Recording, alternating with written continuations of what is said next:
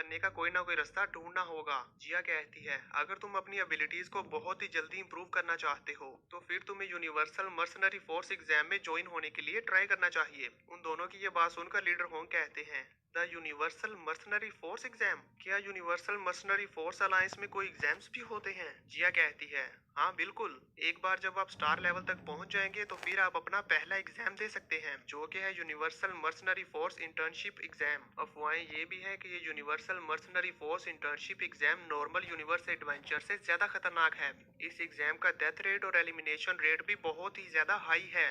जिया की ये बात सुनकर लीडर होंग, वोरियलिशन और लुओ फेंग तीनों ही काफी हैरान हो जाते हैं और चौंकते हुए खड़े होते हैं। जिया अपनी बात को कंटिन्यू करते हुए कहती है, हालांकि ये बहुत डेंजरस है, लेकिन वो वॉरियर्स जो यूनिवर्स लेवल में इंटर हो सकते हैं, आमतौर पर उन्होंने universal mercenary force internship exam पास किया होता है। सो इसी वजह से मैंने और हुक ने भी पहले से ही खुद को इसमें रजिस्टर्ड कर लिया है। और अगर तुम भी स्ट्रोंगर बनना चाहते हो तो फिर तुम्हें भी इसके लिए बहुत मेहनत करनी होगी। और फिर हुक इन तीनों से पूछता है, क्या तुम इसमें ज्वाइन करना चाहोगे? हुक की ये बात सुनकर ये तीनों काफी हैरान हो जाते हैं और फिर एक दूसरे की तरफ देखते हैं। लीडर होंग कहते हैं, ये वाकई काफी एम्बैरेसिंग है। मेरा सेकंड ब्रदर और थर्ड ब्रदर पहले ही स्टार लेवल के फर्स्ट लेवल तक पहुंच चुके हैं। सिर्फ मैं ही प्लेनेट लेवल के 9th लेवल पर अटका हुआ हूँ। यही वजह है कि मैं खुद को एग्जाम के लिए रजिस्टर नहीं करवा पाऊंगा। जिस पर जिया उनसे कहती है, अगर ऐसा है तो फिर आपको किलर अरीना में बैटल स्पेस को ट्राई करना चाहिए।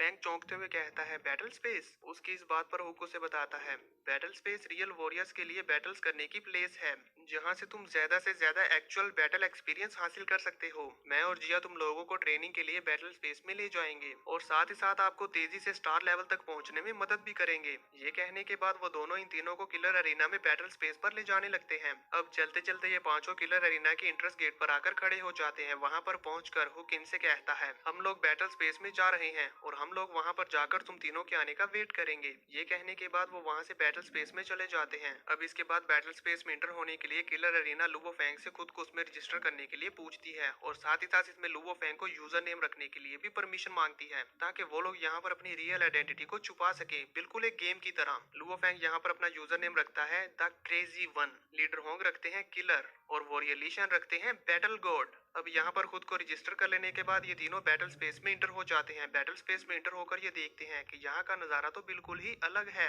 वो इसलिए क्योंकि ये जगह दिखने में बिल्कुल असली लग रही है। जैसे ही फैंग बैटल अरीना में आता है तो वहाँ पर फैंग का सामना करने के लिए जिया भी आ जाती है, जो उसे कहती है, क्या तुम रेडी हो? और फिर वो उसका यूजर नेम देखते हुए कहती है, तुम खुद को क्रेजी कहते हो? Very good. और फिर वो कहती है, लगता है तुम थोड़े संकी टाइप के हो, इसलिए इस फाइट में मजा आएगा। अब यहाँ पर फैंग और जिया फाइट करने के लिए एक दूसरे के आमने सामने होते हैं और फाइट करने के लिए रेडी हो जाते हैं। तभी वो बाता फैंग को बताती है कि यहाँ बैटल स्पेस में जिन भी वॉरियर्स के दरमियान फाइट होती है वो उनके स्टार लेवल के बेस्ड पे होती है, यानी कि जितना भी तुम्हारा स्टार लेवल होगा उसी के अकॉर्डिंग तुम्हारे सामने फाइट करने के लिए वॉरियर्स आएंगे, यानी कि तुम और वो सामने वाला वॉरियर दोनों ही सेम लेवल पर होगे। सो अगर तुम चाहते हो कि तुम्हारे साथ फाइट करने के लिए हाई लेवल के वॉरियर्स आए तो उसके लिए तुम्हें भी अपने लेवल को बढ़ाना होगा, जो कि तुम सिर्फ अपने ओपोनेंट को जल्द से जल्द हराने पर ही हाई लेवल तक पहुंच सकते हो। इसलिए तुम्हें जितनी जल्दी हो सके अपने ओपोनेंट को हराना होगा। अगर तुम ऐसा कर पाते हो तो ही तुम स्ट्रॉन्गेस्ट लोगों को तुम्हें चैलेंज करने के लिए अट्रैक्ट कर पाओगे।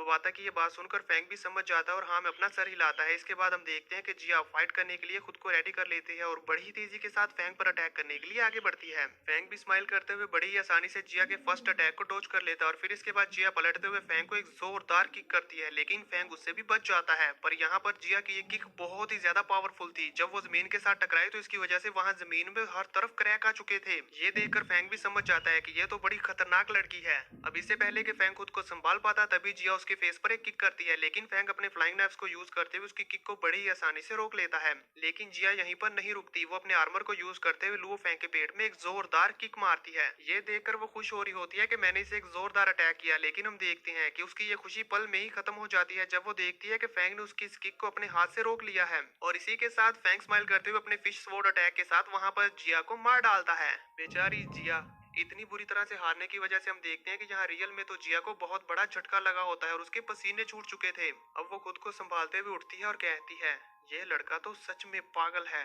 मुझे यकीन नहीं हो रहा कि मैं उसके पहले अटैक से ही हार गई। ये कितने अफसोस की बात है। क्या यही होती है स्टार लेवल 1 के स्पिरिचुअल मास्टर की ट्रू एबिलिटी? फाइनली अब मैं समझ सकती हूँ कि इसने कैसे लो लेवल पर होते हुए भी हाई लेवल के नोलांसन क्लैन लीडर को चैलेंज करने की हिम्मत की। इसका कॉन्फिडेंस और इसकी पावर को देखकर मैं भी इससे जेलिस हो रही हूँ। और फिर वो लीडर होंग और वॉरियर लीशन के मैचेस की तरफ देखते हुए कहती है, अब ये जानने के बाद तो मैं इन दोनों के रिजल्ट्स को देखने के लिए और भी ज्यादा क्यूरियस हो रही हूँ। इसी के साथ हम देखते हैं कि वॉरियर लीशन का ओपोनेंट होता है हुक। हुक अपने वेपन्स को बाहर निकालकर वॉरियर लीशन के साथ फाइट करने के लिए रेडी हो जाता है। वॉरियर लीशन भी अपनी पावर्स को रिलीज करते हुए हुक के आसपास अपनी डोमेन को क्रिएट कर लेते हैं। हुक को रेडी होता हुआ देखकर वॉरियर लीशन अपनी डोमेन को एक्टिवेट करते हैं और हुक के चारों तरफ अपनी डोमेन को फैला देते हैं। ये देखकर हुक भी हैरान हो जाता है और कहता है, ये स्टार लेवल 1 पर है और इसके पास पहले से ही एक डोमेन है। लगता है कि ये अर्थ वाले बहुत स्पेशल हैं। अब वॉरियर लीशन भी अपने वेपन को बाहर निकालते हैं और अपनी पावर्स को रिलीज करते हुए बड़ी ही तेजी के साथ हुक पर अटैक करने के लिए आगे बढ़ते हैं। इसी के साथ हमें दूसरी तरफ दिखाया जाता है लीडर होंग को, जो कि अपने पहले ही अटैक में अपने ओपोनेंट्स को हरा देते हैं, बल्कि जान से मार डालते हैं। और वॉरियर लीशन ने भी अपने एक ही अटैक के साथ यहाँ पर हुक को हरा दिया था। यहाँ पर वॉरियर लीशन को अपने ओपोनेंट को हराने पर 4 स्टार्स मिलते हैं, जबकि लीडर होंग को 5 स्टार्स मिलते हैं। इनके इतने ज्यादा स्टार्स को देखकर जिया कहती है, ये तो बहुत ज्यादा है। और फिर ऐसे ही डे बाय डे करके दिन गुजरते जाते हैं और वॉरियर लीशन, लीडर होंग और लुओ फेंग तीनों ही अपने ओपोनेंट्स को हराते जाते हैं। ये देखकर जिया कहती है, ये लोग तो सच में अमेजिंग है। अभी सिर्फ कुछ ही दिन हुए हैं और ये लोग हंड्रेड्स ऑफ राउंड्स खेल चुके हैं। ना सिर्फ इतना ही बल्कि ये सभी की सभी बैटल्स विन कर रहे हैं। यहाँ पर हम देखते हैं कि बैटल स्पेस में लीडर होंग और वॉरियर लीशन को एक वॉरियर्स का ग्रुप चैलेंज करता है, जिन्हें ये दोनों बड़ी ही आसानी से हरा देते हैं। ये देखकर हुक कहता है, ये लोग तो सच में बैटल स्पेस के रिकॉर्ड्स को तोड़ने वाले हैं। इन लोगों ने 183 राउंड्स फाइट की है लेकिन एक भी राउंड नहीं हारा। लगता है बैटल स्पेस के रिकॉर्ड्स चेंज होने वाले हैं। अब इसके बाद हमें दिखाया जाता है लुओ फेंग को। लुओ फेंग ने भी यहाँ पर अपने सभी ओपोनेंट्स को हरा दिया था और ये यहाँ पर 201 राउंड्स फाइट कर चुका है, लेकिन फेंग भी एक भी राउंड नहीं हारा। अब बैटल कर लेने के बाद लुओ फेंग अपने लीडर होंग और वॉरियर लीशन के रिकॉर्ड्स को देखता है, जहाँ पर वो देखता है कि वॉरियर लीशन को 5 स्टार्स मिले होते हैं, जबकि लीडर होंग को 6 स्टार्स और उसे खुद को 4 स्टार्स मिले होते हैं। ये देखकर फेंग हैरान होते हुए कहता है,